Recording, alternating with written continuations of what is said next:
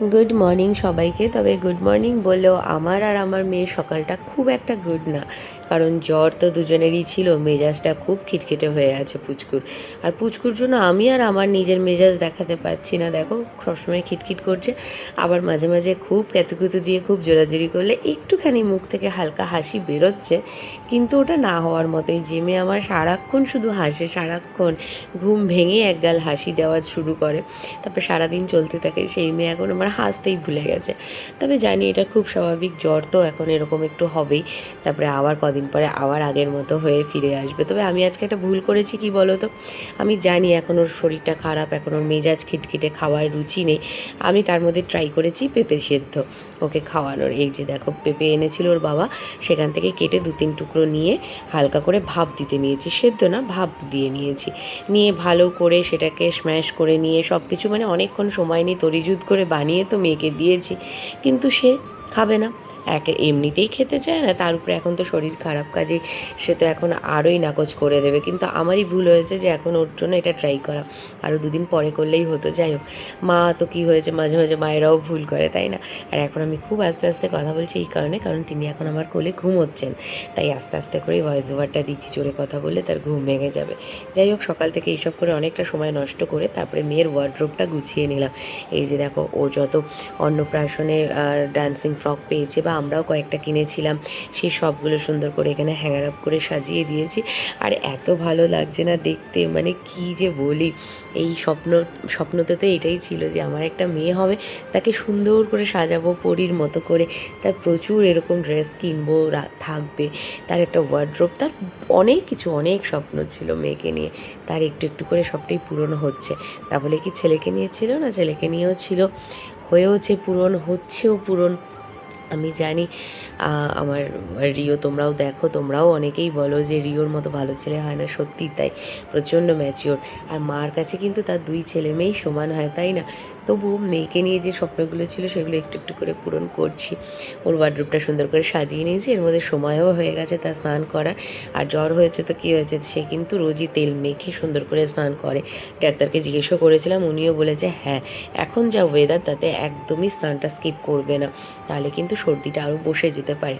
ওর অবশ্য খুব বেশি সর্দির সমস্যা না, ভাইরাল ফিভারটা যেটা ঠান্ডা গরম লেগে হয়েছিল সেটাই। যাই হোক, এখন অনেকটাই ভালোর দিকে আসছে। আর বেশি বলবো না, মায়েদের মুখ থেকে বেশি ভালো বললেই না সেটা বিগড়ে যায়। যাই হোক, আর আমার মেয়ে কিন্তু তেল মাখতে ভীষণ ভালোবাসে। এই যে দেখো, খুব মজা করে তেল মাখে। আর তেল মাখানোর সময় ওকে ওর কয়েকটা খেলনা দিয়ে দিই, সেগুলো নিয়ে খেলতেও থাকে, তো ও তেলটাও সুন্দর করে মেখে নেয়। আর যেহেতু এখন ঠান্ডাটা লেগেছে, সেই জন্য আবার একটু উষ্ণ গরম জল ওকে দিচ্ছি, মানে উষ্ণ গরম জল দিয়ে বাথটাবে ওর জলটা বানাচ্ছি। নাহলে এখন যা গরম পড়েছে, ওকে আমি নর্মাল যে টেম্পারেচারের জল তাতেই স্নান করাতাম, বাট 2 দিন ধরে একটু উষ্ণ গরম জলটা দিচ্ছি, যাতে গায়ে আর কি ঠান্ডাটা না লাগে। ডাক্তার যেভাবে বলেছে সেইভাবেই করছি, তবে অবশ্যই স্নানটা স্কিপ করানো যাবে না। এই যে দেখো, সোনা মামা স্নান করে চলে এসেছে, আর এখন একটু মুখ থেকে হাসি বেরোচ্ছে। স্নান করতে এত ভালোবাসে না, যখনই স্নান করবে ওর যতই মুড খারাপ থাক, মুড ভালো হয়ে যায়। আর আজকে ওকে একটা নতুন জামা প্যান্ট পরিয়ে দিয়েছি, এটাও অন্নপ্রাশনেই ও পেয়েছিল। এরপর আর ভিডিও করা হয়নি। এখন সোজা বিকেলবেলা দাদা আর বাবা চলে গেছে দাদার টিউশন ক্লাসে, দিদিও বেরিয়ে গেছে, এখন শুধু মাম্মা আর বেটু বসে আছে জানলায়, কারণ এখন তাকে বাইরে বের করবে না, শরীরটা খারাপ বলে তার বাবা স্ট্রিক্টলি ইনস্ট্রাকশন দিয়ে গেছে যে একদম বাইরে বেরোতে দেবে না মেয়েকে। কিন্তু সে কি আর কথা শোনে, তাও চেষ্টা করব, দেখি যতক্ষণ তাকে ঘরে আটকানো যায়। এই জন্য মুখটা ভার করে আমার কোলের মধ্যে বসে আছে, আর দুজনে মিলে ছড়া গল্প এই সমস্ত করছি। তো চলো, এখন না আর ভয়েস ওভার দেবো না, এখন অরিজিনাল ভয়েসটাই তোমরা শোনো। চানটা বুড়িয়া, পঙ্ক বুড়িয়া, দুগুনটা বুড়িয়া, মাম্মা বুড়িয়া।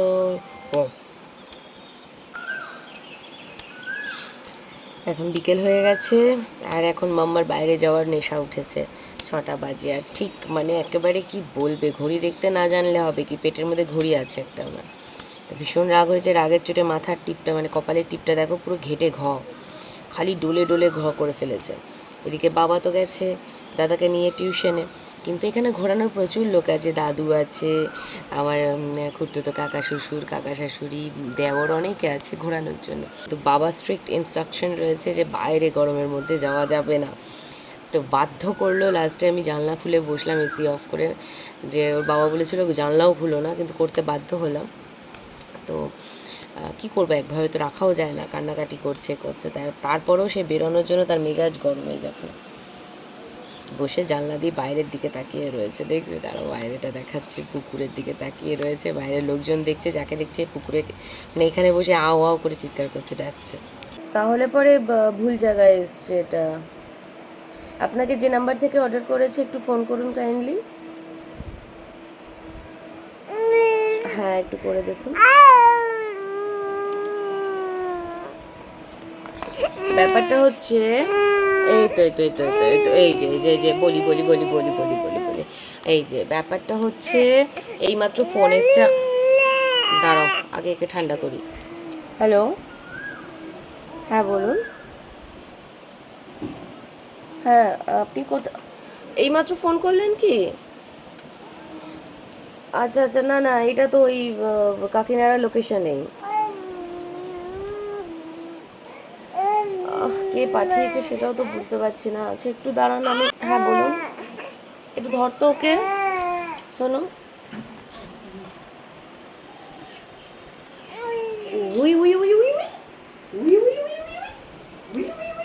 হ্যাঁ আমি সৌমি, বাট অর্ডারটা আমি করিনি, অর্ডারটা অন্য কেউ করেছে আমার জন্য। সমস্যা।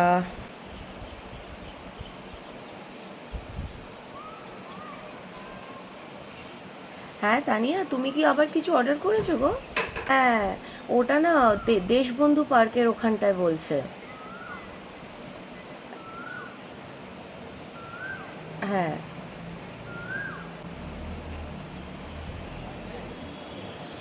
ব্যাপারটা হচ্ছে রুহির জন্য ওর এক মিমি অর্ডার করেছে, একটা কিছু কিছু হবে মেবি, আমি জানি না। তো আমি এই জাস্ট একটা ফোনের মধ্যে ব্লিঙ্ক করলো, নোটিফিকেশান এলো, তো সেটা জাস্ট দেখতে নিয়েছি। এর ওখানে জাস্ট লেখাটা দেখলাম যে আমি রুহির জন্য কিছু, ব্যাস এর মধ্যেই ফোনটা এলো, ফোনটা ধরেছি। তো ফোনটা ধরার পরে বুঝলাম যে হ্যাঁ অর্ডার কেউ কিছু করেছে। এইবার সেটা বাড়ির সামনে এসে গেছে, আনতে হবে। তো রুহি আমার কোলে ছিল বলে আমি সোমাদিকে বললাম তুমি গিয়ে দেখো। এইবার সোমাদি গিয়ে দাঁড়িয়ে আছে, কেউ নেই। এবার সেখান থেকে 2 মিনিট পরে আবার ফোন করেছে ছেলেটা, যে কী হলো, বাড়ির সামনে তো রয়েছি। তাই এলাম, না না আপনি বাড়ির সামনে নেই, আপনি কোথায় আছেন বলুন। তো আমি ভেবেছি বাড়ির আশেপাশে হবে, অনেক সময় না লোকেশানটা জিপিএসে ওরা ট্র্যাক করে ভুল, মানে আমাদের বাড়ি থেকে 5 মিনিট এদিক ওদিক এরকম নেয়। তো সেরকম কিছু হবে হয়তো মেবি। তারপরে গিয়ে আমি বলছি আমার তো এরকম এরকম পাড়ায় এরম এরম, সে বলছে না আমার এরম এরম জায়গায়। তো সব মিলে এলাম, বলুন তো আপনি ঠিক কোন জায়গাটায় আছেন? বলছে আমি দেশবন্ধু পার্কের ওখানে আছি, দেশবন্ধু পার্কের ওখানে। তা এলাম, না না আমি কাকিনাড়ায়। তো যাই হোক, তারপরে ব্যাপারটা মানে বুঝলাম যে সে টোটালি রং অ্যাড্রেসে গেছে। তো যাই হোক, তারপরে গিয়ে আমি মেসেজটা পুরো দেখলাম যে পাঠিয়েছে আর কি রুহির যে মিমি, তাকে ফোন করলাম। ফোন করে সেও ব্যাপারটা ক্লিয়ার করলো যে ভুল করে, হ্যাঁ এই যে বসে আছে মাথা গরম, বেরানোর জন্য ওর ছটপট ছটপট করছে। যা তো শোনো, একটু অল্প করে ঘুরতে দিয়া, অল্প করে ঘুরিয়ে। এদিকে সেও ঘরে থাকবে না, আর এদিকে যারা তাকে নিয়ে ঘোরে তারাও এখন মানে খোঁজ নিচ্ছে কোথায় কোথায় কোথায়। তো ওর এক দাদু, ওই যে বললাম আমার কাকা শ্বশুর, সেই টাইমটাতে ওকে আধা ঘন্টা ধরে নিয়ে ঘোরায়। তো সেই জিজ্ঞেস করছে কী হলো, কোথায়, জ্বর কমেছে, একটুখানি পাঠাও, একটুখানি ঘুরিয়ে দিই, তাহলে ওর মনটাও ভালো হয়ে যাবে। আর সত্যি ভীষণ খিটখিট করছে, মানে খাওয়া খাওয়া দাওয়া তো দূর কি বাদ, বসতেও চাইছে না চুপ করে। তো যেটা বলছিলাম, যাই হোক, তো সেই মানে তানিয়ার সাথেও কথা হলো। ও বলে ভুল করে অ্যাড্রেসটা এরকম হয়ে গেছে, আমি কাস্টমার কেয়ারে ফোন করে ওটা সলভ করছি, তোমাকে যদি ফোন করে তুমি বলো যে হ্যাঁ ভুল অ্যাড্রেস হয়ে গেছে, ওটা এখন এখানে আনতে হবে না। তো এই হচ্ছে ব্যাপার। মানে ও জাস্ট ব্লগে দেখেছে, ভিডিওতে দেখেছে যে ওর শরীর খারাপ, মানে রুহির শরীর খারাপ হয়েছে, জ্বর হয়েছে, ব্যাস। যাই হোক, এখন আমি বসে আছি, ঘেমে যাচ্ছি পুরো বাবা, ফ্যান চলছে, হলে হবে কি, হাওয়াটা বাইরে থেকে আসছে গরম। আর তোমাদের বাইরেটা একটু দেখাই, দাঁড়ো এরমভাবে বুঝবে না, ব্যাক ক্যামেরা করে দেখাচ্ছি। ম্যাডাম এখন গেছেন বাইরে, ঘুরতে, যাক 5-10 মিনিট ঘুরে আসুক, একটু ওরও মাইন্ডটা ফ্রেশ হবে। একটানা মানে সকাল থেকে ঘরের মধ্যে তো বেচারা বন্দি, যেখানে বাইরে 50 বার সে ঘোরে। আর এই ঘোরাফেরার জন্যই তার ঠান্ডা গরমটা আমার মতো লেগেছে।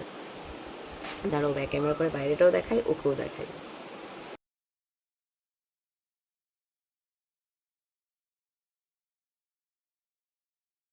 ওই দেখো মহারানী তার দাদুর কোলে ঘুরছে, দেখেছো? এই দেখো, এই ঘোরার জন্য তিনি পাগল হয়ে যায়। যতক্ষণ না ঘুরতে বেরোবে সে মানে কি যে তাণ্ডব করে বাড়িতে বলার মতো না। দেখি তোমার কি পার্সেল এসছে, গিফট। এই যে দেখো মামার জন্য এসছে। মামা তোমার জন্য কি গিফট পাঠিয়েছে দেখি। দেখো মেয়ের আমার অবস্থা দেখো, ও এখন ধরবে, যেটা এসছে সেটাও ধরবে। আর বাড়িতে এখন কেউ নেই, আমি একা ওকে ধরেছি, পার্সেল ধরেছি, আবার এদিকে ক্যামেরা ধরেছি। কারণ এই ছোট ছোট মুহূর্তগুলো না ক্যামেরা বন্দি করতে চাই, তোমাদের সাথে শেয়ার করতে চাই, আমারও ভালো লাগে। এই যে দেখো, এই যে প্যাকেটটা এসছে, কি আছে ও জানে না, কিন্তু ও খুব এক্সাইটেড এর মধ্যে কি আছে দেখার জন্য। না না, তোমার জন্য পাঠিয়েছে তো তানিয়া মিমি, ব্লিঙ্কিটে করে। এবার কী এসছে সেটা দেখি, দাঁড়ো। আর এই ব্লিঙ্কিটে ফার্স্টে তো অর্ডার নিয়ে নিয়েছিল, মানে সরি অ্যাড্রেস নিয়ে নিয়েছিল ভুল, কলকাতার অ্যাড্রেস। তারপরে এখনও 5 মিনিট 10 মিনিট আগে ওরা ফোন করলো আমাকে, আমার কাকিনাড়া লোকেশানে, আমার বাড়ি থেকে জাস্ট 2 মিনিটের ডিস্টেন্সেই ব্লিঙ্কিটের ওয়্যার হাউস আছে। বাট এই অর্ডারটা ওরা নিয়েছে হচ্ছে সেই নৈহাটি থেকে। নৈহাটি থেকে আমার বাড়ি অনেকটাই, অনেকটাই ইন দ্য সেন্স ওদের কাছে তো অনেকটাই দূর হবে, তাই না? 15 মিনিট স্কুটিতে। তো সেটাই ফোন করে ওরা আবার কনফার্ম করলো যে ম্যাডাম আপনার, তাহলে দেখো আমি তো করিনি, যিনি করেছেন আমি জানি না ওনার কাছ থেকে কি করে ব্লিঙ্কিটে ওখানে ট্র্যাক করে নিয়েছে। তো বলছে ওই অর্ডারের মানে যেটা অর্ডার উনি করেছেন সেটা হয়তো এই ওয়্যার হাউসে তখন আউট অফ স্টক রয়েছে, সেই জন্য নৈহাটি থেকে নিয়ে নিয়েছে। তো আমার তো কিছু করার নেই এক্ষেত্রে, দেখুন আপনারা কি করবেন। তো বলো আচ্ছা আমরা দিয়ে যাচ্ছি। এই যে চলো এবার ওপেন করে দেখি কি আছে। না মামা আর ওয়েট করতে পারছে না, যদিও মুখটা একদম শুকিয়ে গেছে আর একদম এই যে চুপ করে রয়েছে, হাতটা ব্যথা হয়ে গেল।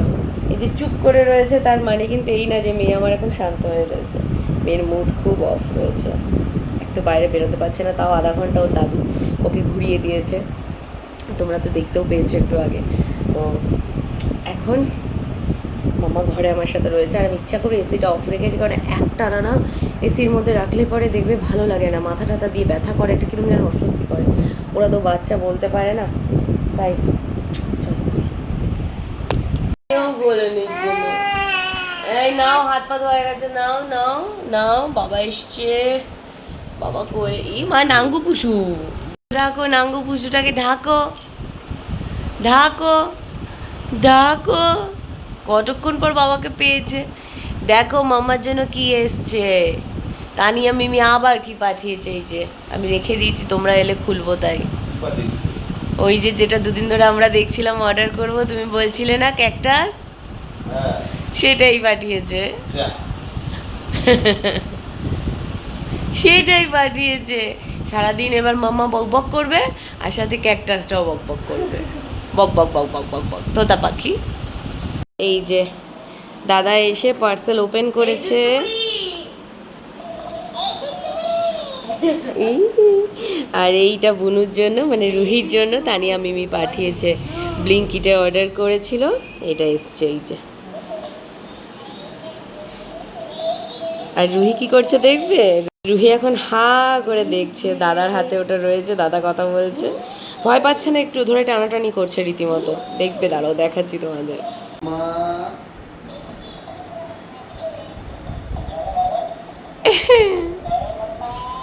এই ভয় পাচ্ছে না রে, অনেক বাচ্চাদের দেখেছি ভয় পায়, আরে অনেক বাচ্চাকে আমি দেখেছি প্রথমবারে না ভয় পেয়ে কেঁদে ওঠে। ও মই দেখ, ওই দেখ, ওকে দেখ, ওকে দেখ, আমার ঝাঁসি রানীকে দেখ।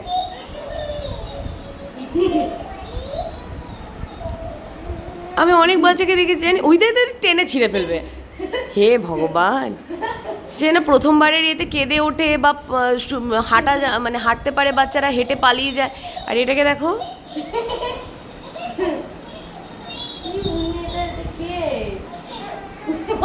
উড়বো, দেখো ম্যাডাম এটাতে ভয় পায় না, একে শুধু টেনে মানে মারতে যায়।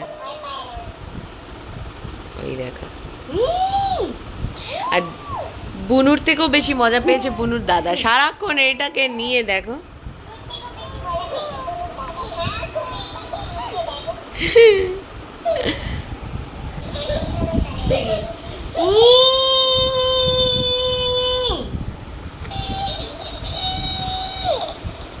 আচ্ছা বুনু এখন বড় হয়ে গেছে, তুই ছোট হয়ে গেছিস মনে হচ্ছে। ওই দেখ ও বলছে নে।